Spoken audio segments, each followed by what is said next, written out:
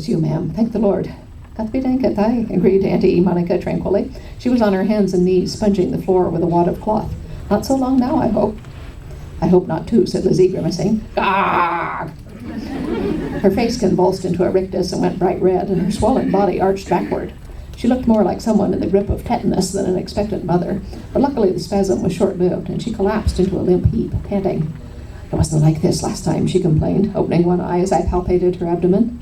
It's never the same, I said absently. One quick glance had made my heart leap. The child was no longer sideways. On the other hand, it wasn't neatly head down either. It wasn't moving. Babies generally didn't during labor. And while I thought I had located the head up under Lizzie's ribs, I wasn't at all sure of the disposition of the rest. Let me just have a look here. She was naked, wrapped in a quilt. Her wet shift was hanging over the back of a chair, steaming in front of the fire. The bed wasn't soaked, though, and I deduced that she'd felt the rupturing of her membranes and made it to a standing position before her water broke. I'd been afraid to look and let my breath out in audible relief. The chief fear with the breech presentation was that part of the umbilical cord would prolapse when the membranes ruptured, the loop then being squeezed between the pelvis and some part of the fetus. All clear, though, and a quick feel indicated that the cervix was very nearly effaced.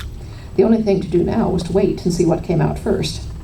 I undid my bundle, and shoving the coil of sharpened wire hastily under a packet of cloths, spread out the waxed canvas, hoiking Lizzie onto it with Auntie Monica's help. Monica blinked, rather, and glanced at the cradle where little Rodney was snoring when Lizzie let out another of those unearthly howls. She looked to me for reassurance that nothing was wrong, then took hold of Lizzie's hands, murmuring softly to her in German,